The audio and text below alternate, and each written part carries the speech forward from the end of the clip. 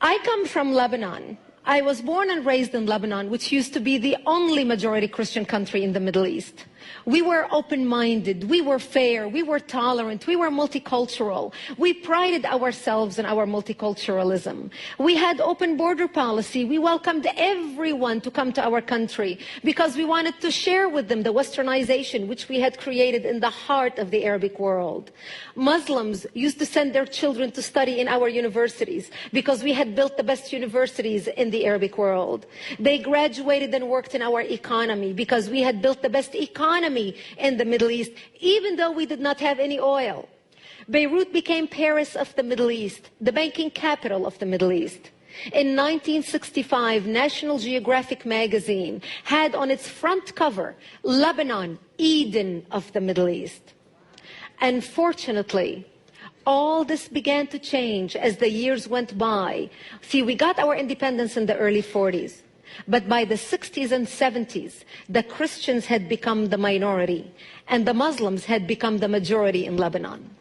And as the Islamic population grew in the country became less and less tolerant because they started pushing for more rights that were not compatible with our Judeo-Christian value system that we had created.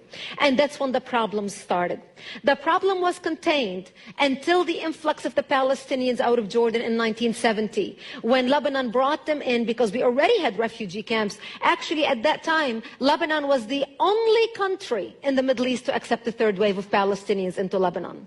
The majority of them were Muslims. They put their heads together with the Muslims in Lebanon and declared jihad on the Christians. What they wanted to do is create a base from which to fight Israel, kill the Jews, and throw them into the sea. Something they tried to do in Jordan. Yasser Arafat and the Palestinians tried to do in Jordan, but they failed because of the dictatorship of the king. Yet they were able to come to Lebanon, use our open-mindedness, our fairness, our tolerance, our multiculturalism, and our democracy to topple our democracy.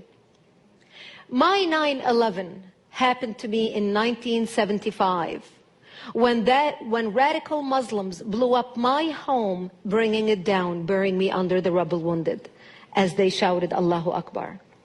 My only crime was that I was a Christian living in a Christian town. I ended up in a hospital for 2.5 months. And as I laid in a hospital bed, hooked up to IVs in both arms, I would ask my parents, why did they do this to us?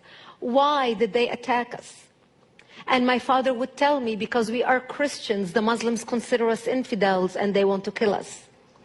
So I knew since I was a 10-year-old child that I am wanted dead simply because I was born into the Christian faith and lived in a Christian town. This is something so foreign to Christians in America. Because in America, our idea of persecution is, oh, I took my Bible with me to work today and people looked at me funny. That's our idea of persecution. Where I come from, our idea of persecution is they want to walk into this church and start shooting at you and killing you. Just like what they're doing in Iraq right now, just like what they're doing in Egypt right now, just like what they're doing in Syria, just like what they did in Lebanon. Actually, what launched the all-out war in Lebanon was 4 Muslims walked into a church service on a Sunday morning just like this and started shooting at people. That's what started the Lebanese civil war.